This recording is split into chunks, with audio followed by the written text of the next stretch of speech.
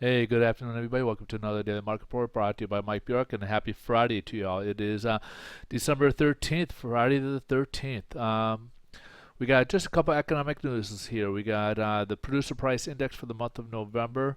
So this is basically wholesale inflationary numbers. So not it's something they watch, but they'll just kind of shrug their shoulders and kind of look at it.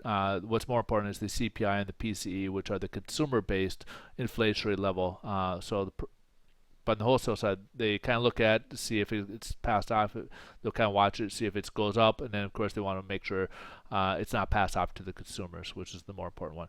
So back in October, they had a negative pullback on the inflation number at negative 0.2%, and forecast for this month was a negative 0.1. It came in at forecast. So inflation on the wholesale level is very low. Even on the consumer level, it's been very low. Now, once you strip out food and energy, which creates the volatility, we have the core PPI. This is also known as the PPI. So last month for October was at 0.2%. So forecast for this month was supposed to be at 0.1%, and it came in at forecast. So extremely low inflation numbers. It is concerned. The Fed is watching this, as we'll, speaking of such, we'll be watching this next week. The Fed will have their FOMC meeting Tuesday and Wednesday. So under the headline news today, we had stock market end up mixed. S&P was the only one that was down, while the other two were up a little bit. Was a lot of trading going on as they're kind of waiting for next week.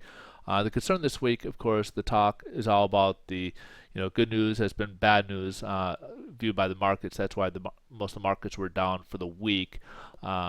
So far, primarily because they were concerned that because it's good news, that means maybe the Fed will probably begin its tapering, as we've been dealing with this for about 6-7 months now. This talk about possible tapering. Now, in the notes, we all kind of know that at some point this has got to come to an end. In their notes in the past meetings, that they like to get out of this. This is ideal for them to kind of phase out of the bond purchases. But they're trying to find a spot in the economy where they can do so without hurting long-term rates, as many of them believe that the long-term rates are higher than where they really should be at this point of the recovery. Now, they have mentioned that short-term rates will be low for a while. They've even mentioned there's even discussion that potentially they could cut short-term rates, which were currently at 0.25%, to basically zero. That could be a possibility out there. So next week, when we receive, of course, Wednesday will be the big day when they give their announcement. They'll begin their meeting on Tuesday and give their announcement on Wednesday. All ears will be listening to Bernanke as he gives his final report of what their meeting will be. And of course, next year, January, Janet Yellen will become the new Fed, and then of course Richard Fisher will becoming the number 2 person on the Fed. He's the Fed chief out of Dallas. So let's go ahead and take a look over at the bond market, see what interest rates are going today. And we actually had some improvement. So decent numbers there.